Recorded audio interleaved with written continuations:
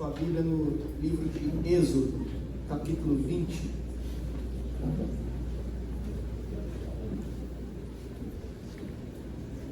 Quero compartilhar com você algo que o Senhor falou no meu coração durante essa semana. No devocional, estou fazendo a leitura do nosso plano anual. Nós já estamos em Êxodo, essa semana foi o livro de Êxodo. Quem está fazendo aí o plano anual de leitura? Todo mundo está acompanhando? Começou bem? Então volte, se ficou para trás aí, volta, não desanima não. Vamos fazer esse plano anual aí, terminar em nome de Jesus. Fazer o nosso tempo a sós com Deus é muito importante. Êxodo capítulo 20, nós vamos ler do 1 até o 21. Diz assim a palavra de Deus: e Deus falou todas essas palavras: eu sou o Senhor, o teu Deus, que te tirou do Egito, da terra da escravidão. Não terás outros deuses além de mim. Não farás para ti nenhum ídolo, nenhuma imagem de qualquer coisa no céu, na terra, nas águas, debaixo da terra. Não te prostrarás diante deles, nem lhes prestarás culto, porque eu, o Senhor, o teu Deus, sou Deus zeloso, que castiga os filhos pelos pecados dos seus pais até a terceira e quarta geração daqueles que me desprezam, mas trato com bondade até 1000 gerações aos que me amam e obedecem aos meus mandamentos.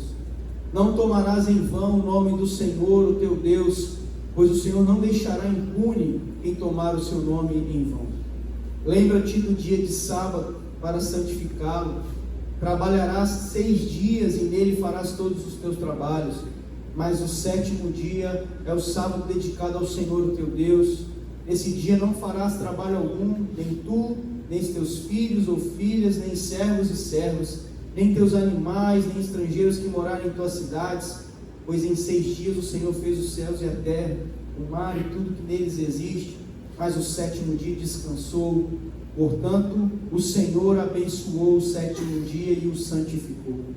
Honra o teu pai e tua mãe, a fim de que tenhas vida longa nessa terra que o Senhor, o teu Deus, te dá. Não matarás, não adulterarás, não furtarás, não darás falso testemunho contra o teu próximo, não cobiçarás a casa do teu próximo, não cobiçarás a mulher do teu próximo, nem os seus servos ou as suas servas, nem o seu boi ou jumento, nem coisa alguma que lhe pertence. Vendo-se o povo diante dos trovões e dos relâmpagos, e do som da trombeta, e do monte fumegando, todos tremeram, assustados. Ficaram à distância e disseram a Moisés: fala tu mesmo conosco, e ouviremos, mas que Deus não fale conosco, para que não morramos. Moisés disse ao povo: não tenham medo. Deus veio para prová-los, para que o temor de Deus esteja em vocês e os livre de pecar. Mas o povo permaneceu à distância, ao passo que Moisés aproximou-se da nuvem escura em que Deus se encontrava. Só até aí, vamos orar. Senhor, mais uma vez, ó Pai, nós te pedimos que fale conosco através da tua palavra. É lâmpada para os nossos pés, que luz para os nossos caminhos. Peço ao teu Espírito Santo, Pai, que sonde os nossos corações, que o Senhor venha abrir os nossos ouvidos para ouvir o que o teu Espírito tem para dizer à tua igreja, e que nós, ó Deus, possamos aplicar essa palavra na nossa vida. Assim eu oro no nome de Jesus, amém. Meus irmãos, hoje nós vamos falar e refletir acerca da lei de Deus, acerca da lei de Deus. Nós, seres humanos, nós não fomos criados seres autônomos, ou seja, para seguir as nossas próprias leis. Nós fomos criados para estarmos sujeitos à lei de Deus. O grande problema hoje é que muitos enxergam a lei como algo ruim, como algo que prejudicial, ou como algo que vai privar a nossa liberdade. Quando na verdade Deus, ao instituir os princípios morais do seu caráter, Ele nos mostra que a obediência pode nos proporcionar a mais alta felicidade. Um exemplo claro disso foi logo lá no Jardim do Éden, quando nós vemos ali que Deus, ainda não havia lei, mas havia ordenança. Ele deu ordens ali para o homem e para a mulher, para que eles não comessem da árvore do conhecimento do bem e do mal, para que eles ficassem livres. Deus falou: olha, tudo aqui é de vocês, mas da árvore do conhecimento do bem e do mal vocês não comam, para que vocês não morram. Ou seja, ali Deus, ele não estava privando o homem e a mulher de liberdade, ele estava colocando limites. São os limites da sua vontade. Eles eram livres para fazer o que quiserem, cara. Mas Deus coloca limites porque Deus é um Deus bom. Quando a gente olha Deus como Pai, e vocês que são pais, eu ainda vou chegar lá em nome de Jesus, mas quem é pai, quem é mãe sabe o que você quer para o seu filho. Você quer o melhor para ele. Você quer que o teu filho não ande no caminho errado, não porque você é ruim, não porque você está privando ele de liberdade. Você não quer que seu filho coma açúcar, né, Bia? Para que o seu filho, né, porque sabe que é prejudicial, não porque você é ruim, mas porque você é bom. Você quer o melhor para o seu filho. E Deus, da mesma forma, ele coloca ordenanças, ele nos mostra a lei, ele nos deu a lei para que nós pudéssemos colher bons frutos. Aqui não é sobre ausência de liberdade, mas é uma presença de amor e zelo por querer que os filhos vivam o melhor dessa terra. É justamente sobre isso que se trata a lei de Deus. As leis de Deus, elas revelam o caráter dele e as instruções para que nós, a humanidade, viéssemos nos sujeitar para viver uma vida plena. Mas a verdade é que o coração decaído do ser humano odeia a lei de Deus. E é o que Paulo vai falar lá em Romanos, capítulo 8, versículo 7. Depois você pode aí acompanhar na sua Bíblia. Paulo diz assim: a mentalidade da carne é inimiga de Deus, porque não se submete à lei de Deus e nem pode fazê-lo. Ou seja, Paulo está aqui dizendo que a única forma de obedecermos à lei de Deus é através do Espírito Santo. Que a nossa carne, ou seja, quando a Bíblia fala de carne, está falando de natureza humana, a nossa natureza humana caída sem o Espírito Santo, a nossa carne, sem a ação do Espírito, não quer fazer a vontade de Deus. É por isso que a gente, muitas vezes, a gente não entende o porquê que nós não conseguimos vencer muitas coisas. Sem o Espírito Santo, você não vai conseguir vencer. É o que Paulo está falando desse contexto de Romanos 8, 7. Ele fala: o bem que eu quero fazer eu não faço, o mal que eu não quero faço. Por quê? Porque é uma luta interna. É a nossa carne, é a natureza humana. Essa natureza humana caída sem o Espírito é que não consegue agradar a Deus e não vai fazer. Ela odeia a lei de Deus.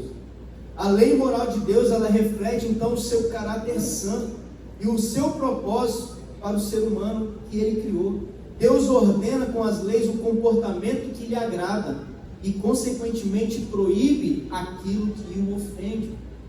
Aqui nós vemos que a lei bíblica, ela fundamenta a moralidade no caráter santo de Deus. Ela introduz uma igualdade moral, onde rei e servo são igualmente responsáveis diante de Deus. Ela também protege vulneráveis com uma intensidade única, como a gente vê no mundo antigo. Se você acompanhar no capítulo 21, por exemplo, ele fala da lei acerca dos escravos hebreus, como que era a escravidão naquele contexto, totalmente diferente do que a gente viu em outros contextos. E protegendo as pessoas, sabendo lidar com as pessoas. Aqui, quando nós lemos Êxodo 20, nós encontramos então a base para essa lei de Deus, que são os 10 mandamentos que expressam a vontade dele para nós. Esses 10 mandamentos depois foram resumidos em 2 por Jesus, lá em Mateus 22, 37 ao 40. Mais à frente nós vamos falar deles. Mas o grande problema aqui no Antigo Testamento é que não foram apenas 10 mandamentos, mas na sequência nós vemos mais 613 mandamentos que foram instituídos ali na lei mosaica. E aí, o que acontece aqui é uma grande combinação de leis morais, judiciais, rituais, políticas, cerimoniais, sacrifícios, regime alimentar, muitas delas que foram abolidas e ressignificadas.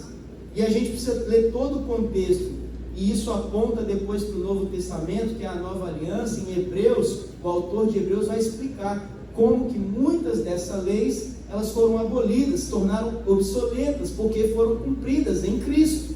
E precisa ler lá Hebreus para entender, porque tinha uma aplicação limitada ao povo de Israel. Mas os 10 mandamentos, eles refletem um caráter de Deus, e deve existir um respeito imutável e universal que se revela essa moral, o caráter de Deus sobre nós. Então o ponto central aqui, querido, dessa mensagem nessa noite, é nós entendermos que Deus exige uma total obediência de cada pessoa e de todas as implicações da sua lei. Ou seja, onde há um dever ordenado, o pecado contrário também é proibido. E a gente deve entender muito bem isso. Aqui, a ideia de que a lei é uma invenção humana, ela é historicamente frágil, porque toda civilização construiu leis, porque reconheceu que acima dele havia alguém acima, muito mais forte moralmente, consciente ou de forma inconsciente. Eles entenderam que todas as leis das civilizações havia um padrão moral acima delas. E a gente vê isso nos dias de hoje, na cultura ocidental. Muitas dessas leis derivam daqui da cultura judaico-cristã, da Bíblia, da palavra de Deus. Muita coisa que é estudada no direito hoje sai aqui da Bíblia, sai das leis que vieram do Senhor. O que a gente entende aqui é que existe uma moral objetiva anterior ao Estado, e as Escrituras afirmam: a fonte é o Deus Criador de todas as coisas. Amém? É por isso que nós devemos segui-lo. Aqui então, no Monte Sinai, não é apenas um monte qualquer, é o lugar onde Deus se revela, é onde Deus revela para Moisés e o povo o seu caráter santo. Antes dele declarar mandamentos, no versículo 2 ele fala: eu sou o Senhor, o teu Deus, e te tirei da terra do Egito. Isso implica para nós que a graça dele vem antes da regra.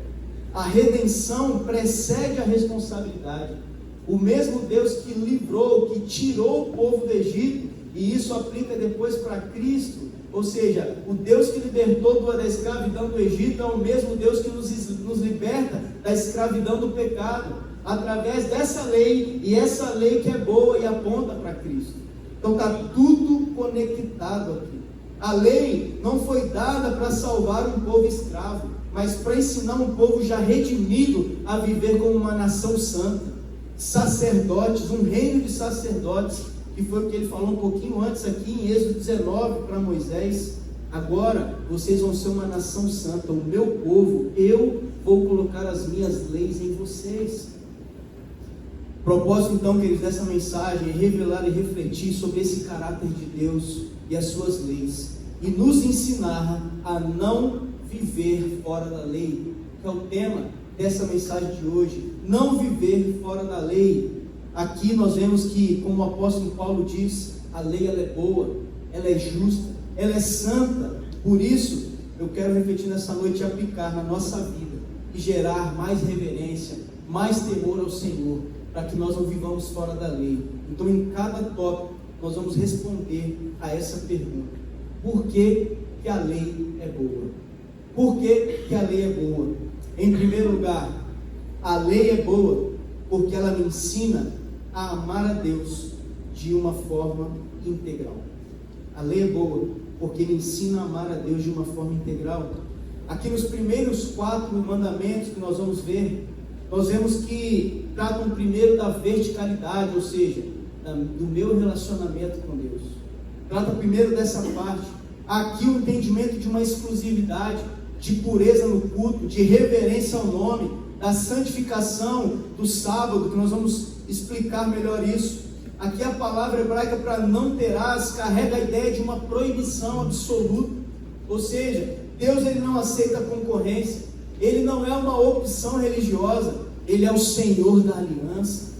Aqui nós vemos que a lei regula o amor sem verdade vira uma idolatria sentimental. A lei protege os relacionamentos. Aqui nós vemos então que no Novo Testamento, Jesus e a lei, como que Jesus ele interpretou e ensinou a lei. Como eu disse lá em Mateus 22, 37 ao 40, Jesus ele resume os 10 mandamentos em 2, quando ele fala: amar a Deus de todo o coração e amar o teu próximo como a ti mesmo. Aqui Jesus não estava revogando a lei, mas estava intensificando. Tanto é que em Mateus 5,17 ele fala: não vim abolir, mas vim cumprir. Cumprir significa completar, levar a uma plenitude.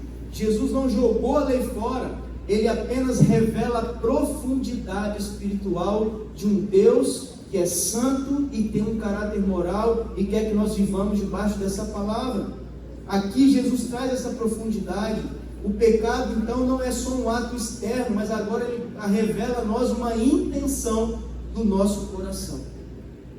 Aqui aplicando para mim e para a sua vida, não basta evitar ídolos de madeira, é preciso também destruir os ídolos invisíveis que aparecem na nossa vida. Quais ídolos que nós precisamos destruir hoje na nossa vida?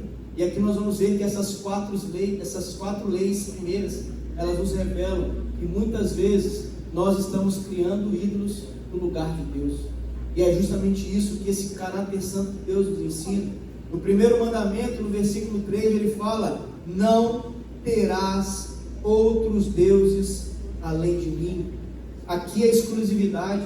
Deus não aceita o sincretismo religioso, a mistura de religiões. Deus é santo, ele não compete com ninguém, ele não há uma concorrência. Aqui a escritura indica uma prioridade absoluta, e é a mesma afirmação que Jesus faz em Mateus 6,24, por exemplo, quando ele fala: vocês não podem servir a 2 senhores, se referindo ao Deus, a Jesus e ao dinheiro.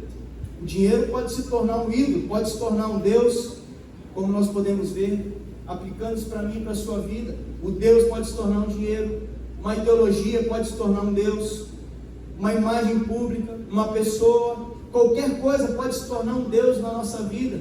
Como que eu sei que algo virou um Deus na minha vida? Quando ela toma o lugar de Deus. Tudo aquilo que toma o lugar de Deus na nossa vida se torna um ídolo. E eu indico aqui, lembro aqui agora de um livro que eu li, que me marcou muito. É um livro chamado Kryptonita. Esse livro fala sobre a idolatria. É um livro que eu aconselho você a comprar, ler, do John Bevere. É um livro muito bom. Esse livro mudou a minha mentalidade em relação à idolatria. A gente acha que idolatria é adorar uma santa, é idolatrar uma imagem. Não, idolatria é tudo aquilo que rouba o lugar de Deus na nossa vida. Aqui nós vemos que no direito moderno, por exemplo, a liberdade religiosa parte da premissa de que a nossa consciência é sagrada. Essa ideia nasce de uma visão bíblica, de que o homem responde primeiramente a Deus. Se eu não me engano, ainda faz o juramento com a mão estendida, ou com a Bíblia assim, falando, acerca dali quando vai prestar um juramento perante o juiz. Tudo isso parte dessa ideia de que primeiro nós prestamos contas a Deus. No segundo mandamento, fala sobre não fazer imagens, não farás imagens. Ou seja, proibição de fabricar um Deus manipulado. Aqui são ídolos que são deuses domesticados, ídolos que nós mesmos criamos com as nossas mãos e com as nossas mentes. É muito possível que muitas pessoas sirvam não ao Deus verdadeiro, mas um falso Deus que criaram na sua própria mente. Aqui quando ele fala de criar uma imagem, foi um Deus que nós criamos, mas que não é o Deus verdadeiro, é um Deus que eu vou viver de acordo com a minha vontade. E esse tipo de Deus, quando Jesus declara: olha, Deus é Espírito, e a nossa adoração deve ser em Espírito e em verdade. Verdade é que nós podemos moldar um Deus que confirma as nossas opiniões. Eu crio um Deus que apenas ele vai servir como base para aquilo que eu acredito, e não o contrário. Eu vou viver de acordo com o que a Bíblia diz, com o que a lei diz, com o que a palavra diz, e eu me moldo a isso. E quando nós criamos Deus, nós fazemos o contrário. Eu crio um Deus na minha mente, e Ele é que se molda aquilo que eu penso. É a mesma coisa quando alguém diz: Deus é amor, então Ele não julga. Ou seja, quando nós pensamos dessa forma, estamos esculpindo um ídolo, mas não um Deus relacional, que é santo, justo, que é bom, um Deus que corrige os filhos porque ama. E achamos que porque Deus é amor, que não vem correção, que não tem juízo, que não tem justiça, e passamos a viver de uma forma dissoluta. mas não é esse o Deus da Bíblia. Terceiro mandamento, ele fala: não tomem o nome do Senhor em vão. Em vão significa vazio, leviano, falso. Significa usar o nome de Deus para legitimar mentiras, manipulação espiritual, promessas irresponsáveis. E Tiago, no capítulo 5, versículo 12, ele reforça isso: seja o seu sim, sim, seja o seu não, não. Não tem meio termo, não tem neutralidade. Nós precisamos pensar muito bem nisso. No direito contemporâneo, o juramento em tribunal carrega esse princípio. Invocar a Deus implica uma responsabilidade moral com aquilo que falamos e as nossas atitudes perante Deus. E no quarto mandamento, nós vemos aqui sobre santificar o sábado, que é um fundamento da criação. Antes de ser um mandamento, é um princípio que Deus criou para essa terra. O descanso afirma que Deus é o Senhor do tempo. Jesus, lá em Marcos, capítulo 2, versículo 27 e 28, ele fala que Ele é o Senhor do sábado. E aqui nós entendemos que não é sobre santificar o dia, mas é sobre guardar um dia para o Senhor. Nós, por exemplo, como Igreja Batista, Atitude, batistas, não guardamos o sábado, não entendemos o sábado dessa forma. Sábado no significado original do hebraico, Shabbat, é o descanso, significa descanso. E a igreja primitiva e os primeiros pais da igreja entenderam esse dia do Senhor como domingo, porque foi o dia em que o Senhor ressuscitou, foi quando a igreja passou a se reunir a partir do pão no primeiro dia da semana, e o primeiro dia da semana é o domingo. Então, esse dia de descanso, esse dia que é santificado, que é guardado para o Senhor, nós entendemos hoje como o domingo. Mas aqui a palavra é sobre descanso, é sobre santificação, é sobre guardar um dia. O que acontece hoje, queridos, muitas vezes, é que a idolatria da produtividade tem esmagado famílias, tem nos levado a não guardar um dia para o Senhor. Como a palavra diz, 6 dias trabalha e 1 descansa. O que nós vemos como uma realidade, muitas vezes, são os excessos, a cultura do desempenho, a prioridade do trabalho, os excessos, a falta de tempo, prioridades erradas e não dedicarmos um dia de descanso ao Senhor.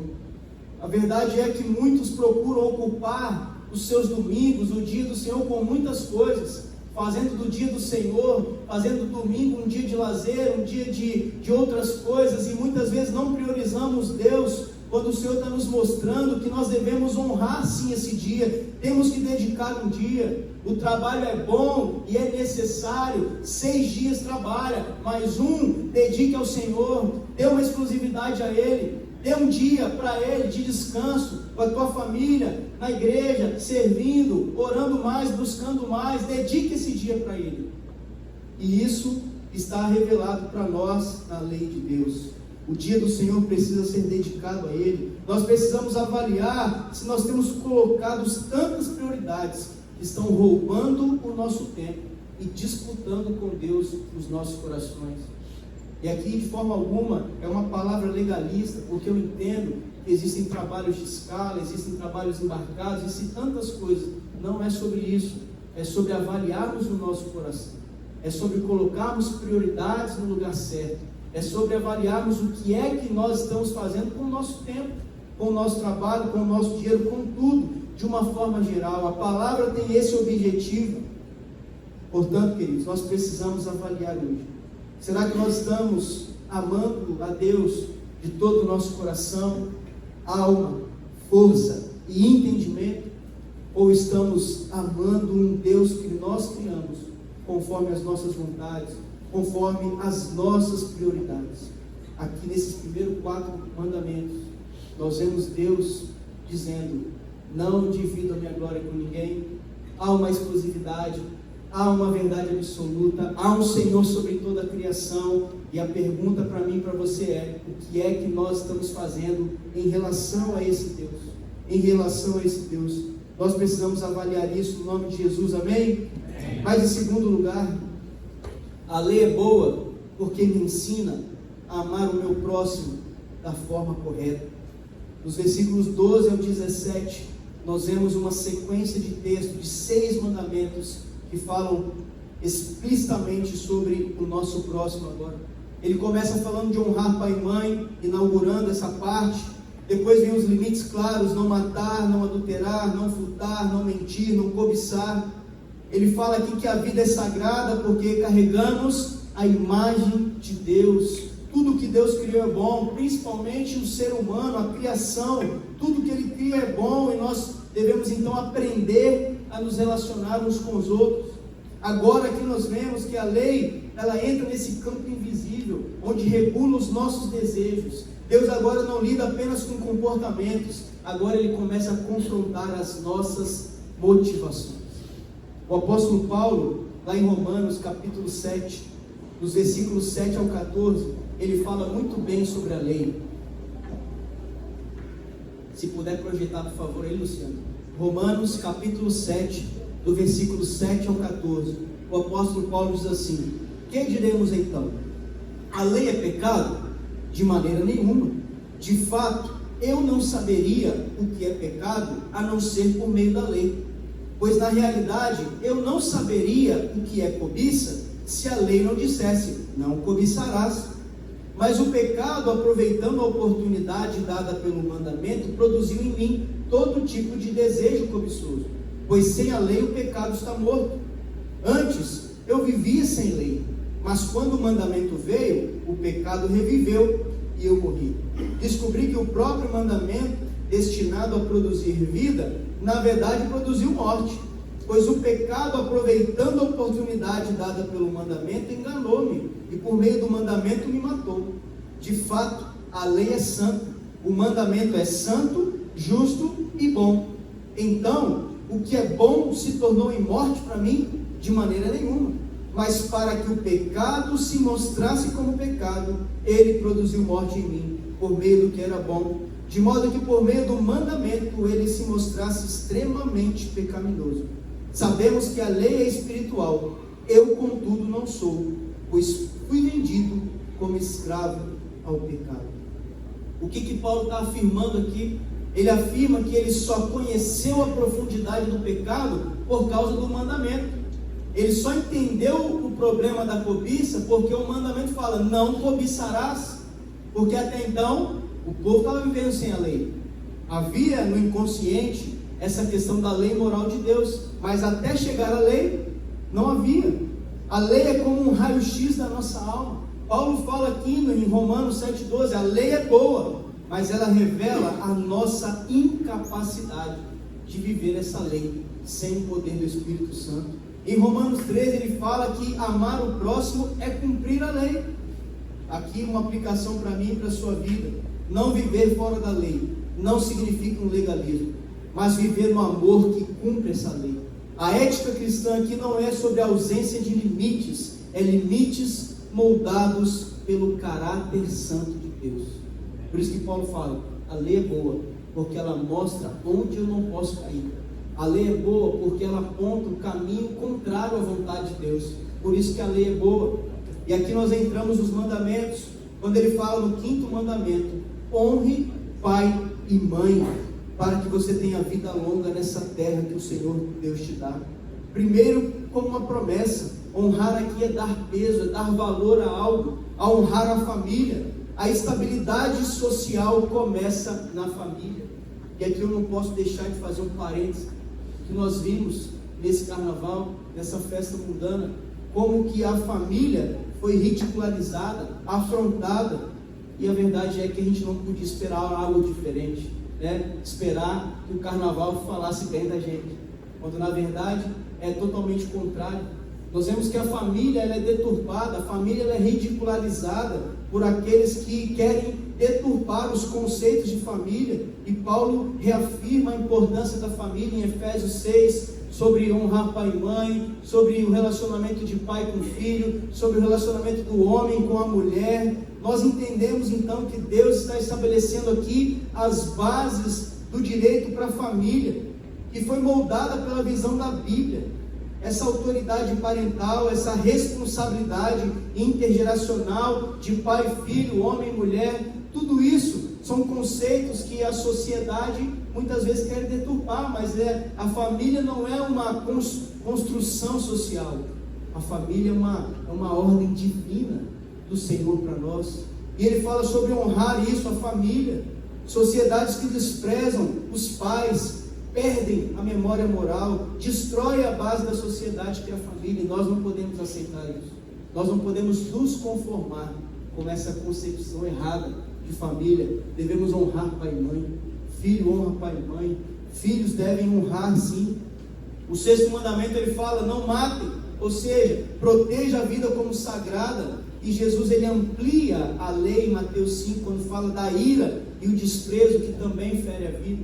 Ele fala, não é só sobre o matar, o ato em si, mas sobre a ira que deve ser controlada. Jesus está aqui controlando os nossos desejos e motivações. No 7º mandamento ele fala não adulterar, ou seja, mais uma vez falando de família, protegendo aqui o pacto conjugal, onde Jesus também aprofunda ainda mais, apontando para o coração, para dentro, onde ele fala que o adultério vai muito além do ato em si, mas ele aponta para as nossas motivações internas. Aqui nós vemos o casamento sendo instituído por Deus como algo santo, como algo justo, como algo bom.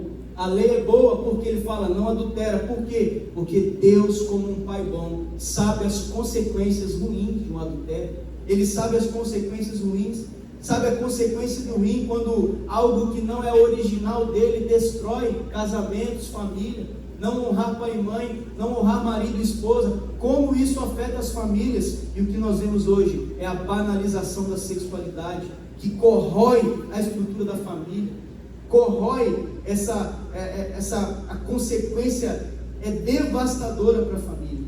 Mas nós estamos aqui porque a lei é boa e nós seguimos aquilo que a palavra nos diz. Ainda que a sociedade queira banalizar a família, os valores, o princípio da palavra, nós devemos ensinar os nossos filhos, as nossas crianças, devemos ensinar a igreja sobre mantermos fiéis àquilo que a palavra nos ensina.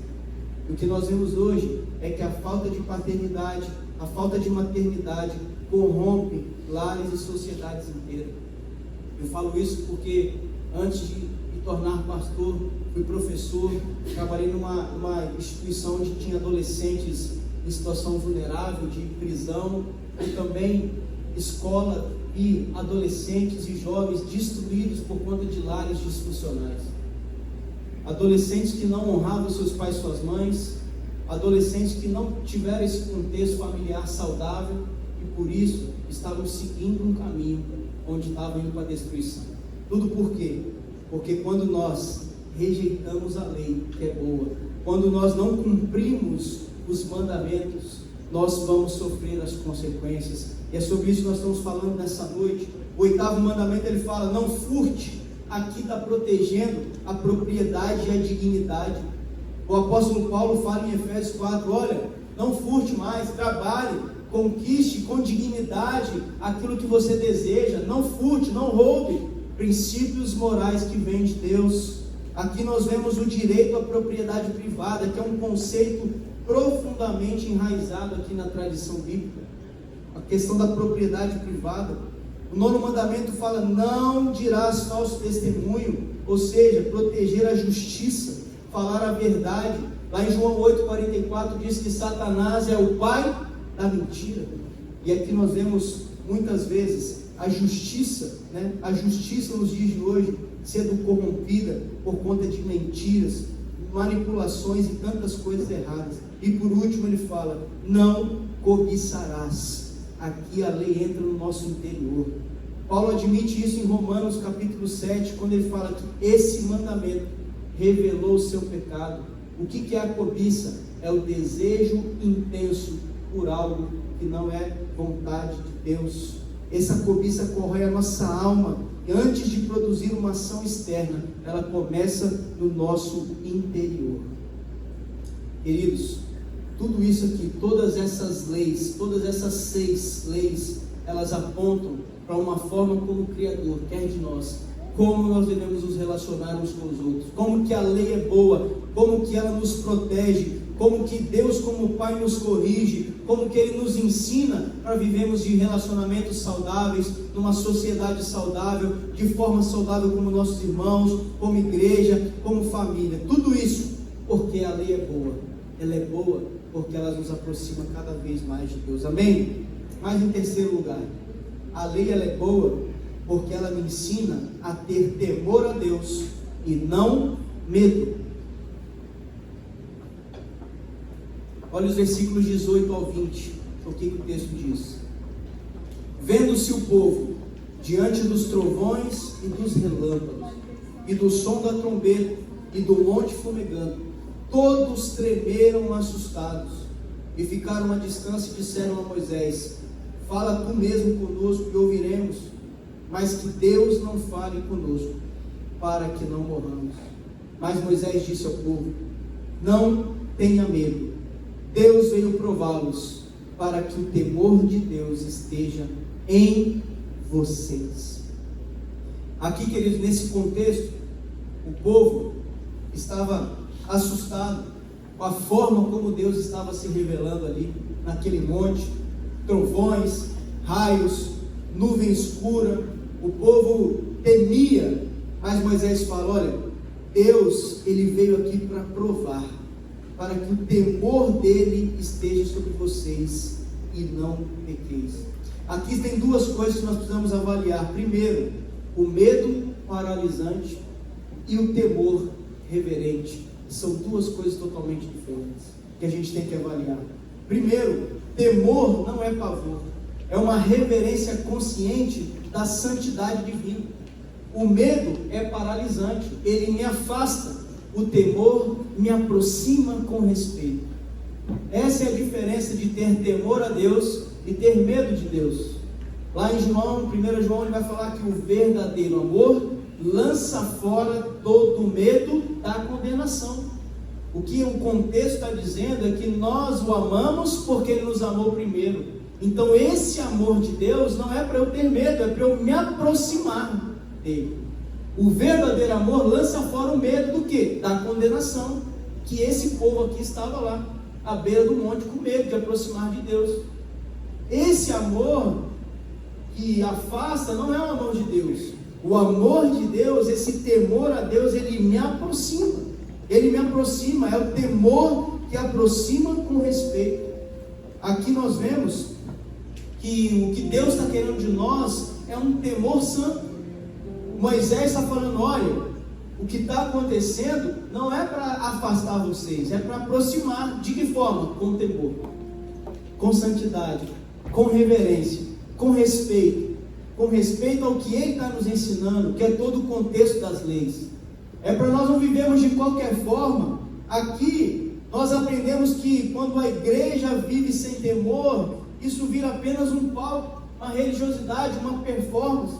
Uma igreja dominada por medo vira uma prisão, mas quando na verdade o Evangelho deve produzir uma reverência alegre, um santo temor a Ele, e não um medo.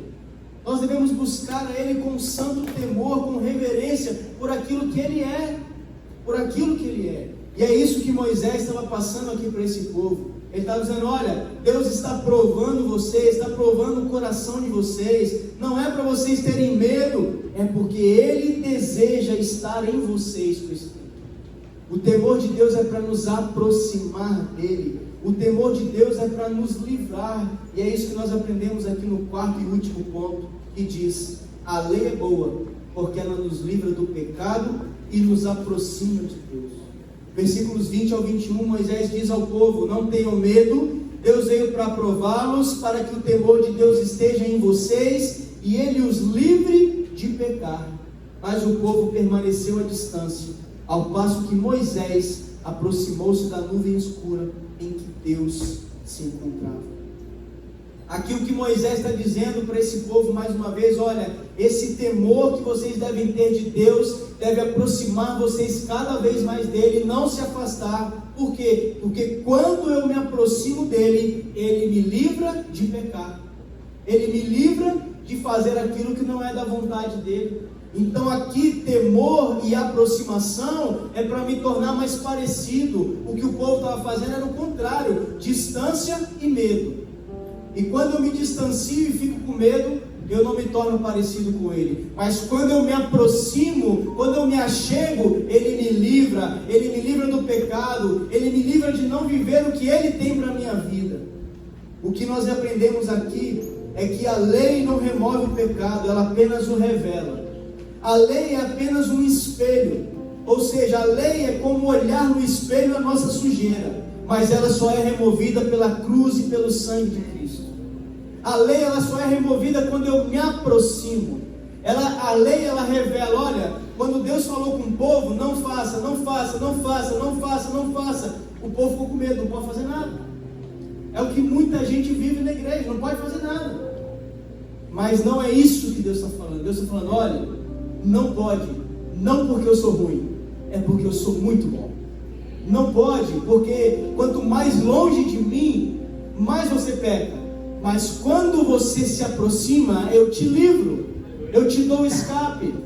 É isso o que nós aprendemos aqui no livro de Gálatas, quando Paulo escreve ali no capítulo 3, 24, Paulo chama a lei de aio, que é uma palavra que na tradução é o paidagogos, é como o pedagogo de hoje. Tem algum pedagogo aí?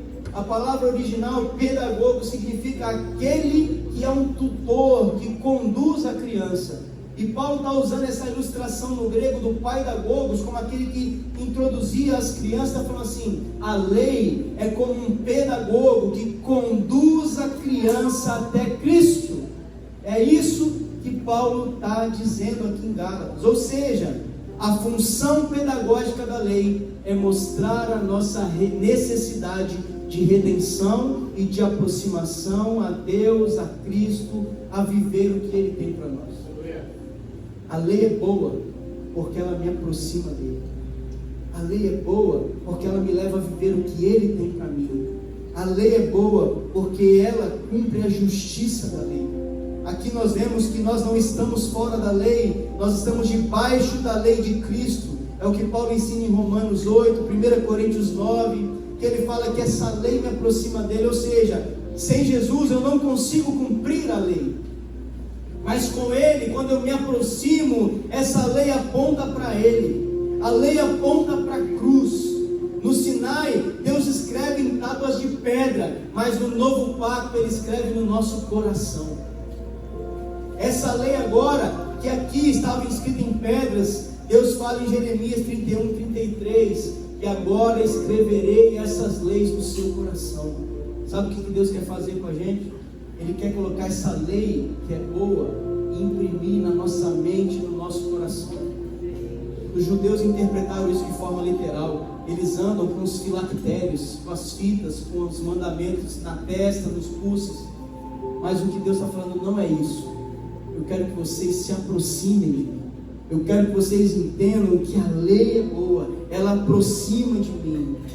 Aqui no caso, viver fora da lei é viver fora do caráter de Deus, mas viver na graça é viver o padrão que Ele tem para nós, é ser capacitado pelo Espírito para cumprir o que Ele tem para a minha e para a sua vida. Para a gente concluir essa mensagem, a lei nos revela o caráter de Deus em primeiro lugar. A lei ela nos revela a dignidade humana, porque eu aprendo a viver como sociedade, de forma correta, como Deus quer. E a lei, em terceiro e último lugar, ela aponta para a nossa necessidade de redenção, de aproximação. O que Deus quer de nós, querido, é que nós nos aproximamos. O que Deus quer de nós é que nós nos aproximamos da sua lei. É o que Paulo declara em Romanos 7,12. A lei é santa, ela é justa, ela é boa. Ou seja, sem lei não há justiça, sem justiça não há ordem, e sem ordem não há liberdade. A cruz não aboliu a lei, mas revelou a sua profundidade. E Cristo cumpre a justiça que a lei exige, escrevendo os seus princípios agora no nosso coração. É por isso que quando nós somos guiados pelo Espírito, que Paulo fala, eu agora vou viver a vontade dele. Por quê? Porque essa lei agora está aqui, ó, através do Espírito, ela está na minha mente, ela está no meu coração. Eu não faço porque não pode, eu não faço porque não agrada ao meu Pai. É É isso que nós precisamos entender. A sociedade pode negar a origem divina da moral, mas ela continua vivendo das migalhas dela. A pergunta não é se nós viveremos sobre uma lei, a pergunta é: qual é a lei que tem governado a minha e a sua vida? A revelada por Deus ou a essa inventada pelo desejo humano? Qual é a lei que está regindo a sua vida? O ser humano não pode viver sem lei. A prova é, recentemente no Espírito Santo, 2017, se eu não me engano, o Estado viveu uma crise de segurança pública. O povo viveu não sei quantos dias aí sem lei, sem polícia. Foi um inferno. Morreu não sei quantas pessoas. O povo sem lei vive um povo desordenado, bagunçado. Tudo que está contrário aqui aconteceu. Roubou, matou, cobiçou. Tudo o contrário aconteceu. Por quê? Porque não tinha lei, não tinha polícia, não tinha regra. O povo precisa de lei. E a lei é boa, porque ela me conduz a mais perto do Pai. Essa é a verdade. Toda vez que a humanidade tenta escrever a sua própria tábua moral, ela descobre dolorosamente que a pedra ainda é mais estável que o pinho. Todas as vezes que eu quero viver uma lei que não vem de Deus, isso corrompe a sociedade, a minha vida, a minha família, seja o que for. Por isso que a lei é boa e ela quer me aproximar de Deus. Aqui nós vemos que Moisés, o povo permaneceu à distância, mas Moisés se aproximou da nuvem. E a pergunta para mim e para você é: você está como o povo que se distancia quando ouve uma palavra como essa? Ou você quer ser como Moisés, que se aproxima para desfrutar dessa lei que é boa e te conduz para viver a vontade dele, que é boa, perfeita e agradável para a sua vida? Essa é que é a pergunta. Você está se afastando dele, porque quando você lê a palavra, você fala: não consigo cumprir isso. E a verdade é que nós não conseguimos mesmo cumprir tudo. Por isso que nós precisamos nos aproximar. Por isso que eu disse no início sobre batismo: quando eu estiver bem, eu vou para a igreja. Quando eu estiver melhor, quando eu estiver santo, eu me batizo. Sabe quando isso vai acontecer? Nunca. É por isso que eu tenho que me aproximar. É por isso que eu tenho que mergulhar. É por isso que eu tenho que me deitar, mergulhar nele. Porque quando eu me afasto, eu não me santifico. Por isso que Moisés fala: se aproximem de mim. É o que Deus estava falando com esse povo, e é o que Deus está falando conosco nessa noite. Eu queria que você fechasse seus olhos nesse momento, que nós vamos orar.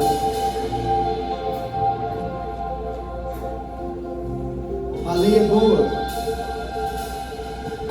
porque ela me aproxima de Deus. A palavra de Deus é a lei. Quando o salmista lá no Salmo 119, quase ele todo, ele fala sobre meditar na lei, sobre se alegrar com a lei, sobre esconder a lei no coração. O tempo todo a palavra nos ensina a meditar na lei de dia e de noite, a buscar isso. Por quê? Porque a lei é boa e ela me aproxima de Deus. Nessa noite, a pergunta para mim e para você é: o quanto você está próximo dessa lei que é boa? O quanto você tem se aproximado de Deus? Ou o quanto você tem se afastado de Deus? O resumo dessa palavra de hoje é o seguinte, queridos: quanto mais você se afastar de Deus, mais longe você está do propósito que Ele tem para a sua vida. Quanto mais longe da lei, mais longe da vontade dele. Por isso o tema dessa mensagem: não viva fora da lei, não viva como fora da lei, viva próximo da lei. Se aproxima. A lei aponta para Cristo, a lei aponta para Jesus, a lei aponta para a cruz. A lei é boa e nessa noite o Senhor está nos chamando para nos aproximar dele, nos aproximar dele, porque a lei é boa. Enquanto nós cantamos essa canção, vou deixar que você tenha um tempo de reflexão sobre o Senhor, sobre a sua vida, o quanto você está próximo, ou se você está afastado, o quanto você está próximo dele. Não é para ter medo nem temor. O temor me aproxima com respeito, mas o medo me afasta. E não é isso que o Senhor tem para mim e para você.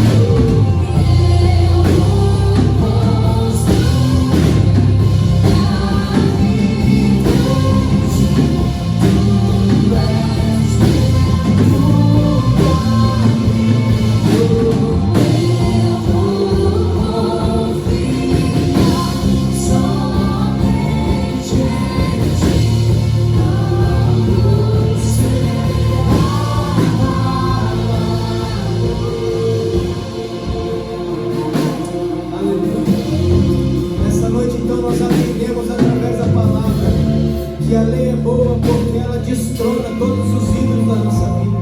E quanto mais próximo de Deus você está, mais os ídolos são destruídos, os falsos deuses, as imagens criadas, tudo aquilo que tira e rouba o lugar exclusivo de Deus na nossa vida é destronado. Quanto mais eu me aproximo dele, mais aquilo que não vem dele morre na minha vida. A lei é boa porque ela me conduz a isso. A lei é boa porque ela me ajuda a viver nos meus relacionamentos com a minha família, com meus irmãos em Cristo. Ela me aproxima da viver a vontade dele em sociedade, como família, como irmãos. Por isso que a lei é boa. A lei é boa porque ela afasta o medo e ela me aproxima com um temor santo e reverente. E a lei é boa porque ela me livra do pecado. A lei ela mostra, ela escancara o nosso pecado, mas ela aponta para Jesus e fala: Ele levou sobre si as nossas dores e o nosso pecado. E quando nos aproximamos dele, nós temos redenção, nós somos livres e entregamos a nossa vida a ele. Essa é a mensagem para essa noite. Eu queria perguntar para você aqui nessa noite: você deseja se aproximar ou se afastar disso? A lei nos aproxima, a lei é boa e nós precisamos nos aproximar dele. Quanto mais perto dele, mais perto eu fico da presença, da glória, da santificação, do poder do Espírito. Mas quando eu me afasto, mais esse pecado vai aumentando na nossa vida. E hoje é uma noite que você tem a oportunidade de se aproximar dele, com verdade, com sinceridade. Talvez você entrou aqui nessa noite afastado dos caminhos do Senhor, afastado de Jesus, afastado da igreja, afastado de pessoas que possam te ajudar nessa caminhada. Mas hoje, essa palavra é a lei do Senhor foi apresentada, e é ela que te aponta o caminho, ela que te aproxima de Deus. Você tem uma escolha. Você pode fazer como o povo e ficar à distância, ou você pode se aproximar como Moisés e deixar que a nuvem, o poder de Deus, a glória dele venha sobre a sua vida. A escolha é minha, a escolha é sua nessa noite. Eu queria saber nessa noite se há alguém que deseja entregar sua vida a Jesus nessa noite, alguém que precisa voltar, se aproximar de Jesus, voltar para viver os caminhos dele. Se há alguém nessa noite, eu queria que você levantasse uma de suas mãos e nós vamos orar com você nessa noite. Se há alguém que precisa se aproximar novamente, estava afastado, distanciado do caminho do Senhor, hoje a nuvem de glória está aqui, a nuvem está aqui. Se aproxime, não tenha medo, tenha um temor reverente. A lei é boa porque ela nos aponta para Jesus, nos conduz a ele. Sem ele nós não conseguimos viver. Tem alguém aqui nessa noite que deseja entregar sua vida a Jesus, se aproximar dele? Amém. Glória a Jesus. Eu queria convidar a igreja a ficar de pé no seu lugar, e nós vamos orar encerrando, colocando diante do Senhor a nossa vida, a nossa semana, o nosso coração, colocar o nosso coração diante dele. Vamos orar. Pai, muito obrigado, Senhor, por essa noite. Muito obrigado, Deus, pelos louvores entoados. Muito obrigado, Senhor, por cada dízimo, oferta que foram alçadas aqui. Muito obrigado pela tua palavra que veio ao nosso coração nessa noite, nos fazendo refletir sobre a lei, que a lei é boa e ela nos conduz mais próximo do Senhor. A lei é para nos aproximar do Senhor. A lei é boa porque ela nos mostra onde nós erramos, onde nós falhamos e qual é a tua vontade para nós, Senhor. Que o nosso coração não se afaste da tua lei, Pai. Que nós venhamos meditar na tua lei de dia e de noite, Pai. Que nós venhamos guardar no coração a tua lei para não pecar contra ti, Pai. Que o Senhor desvie os nossos olhos das coisas inúteis que nos levam para longe do Senhor. Que o Senhor tire de nós o medo, Pai, e nos dá uma reverência, um temor para nos aproximar da tua presença, Pai. Eu oro, Deus, pedindo que o Senhor esteja conosco, Pai, abençoando a nossa semana, Pai, a semana de trabalho, abençoando, Deus, a semana de estudos, ó Pai, abençoando, Deus, as nossas células, as nossas casas, ó Deus, colocamos diante do Senhor, ó Pai, para que o Senhor nos dê uma semana abençoada da tua presença.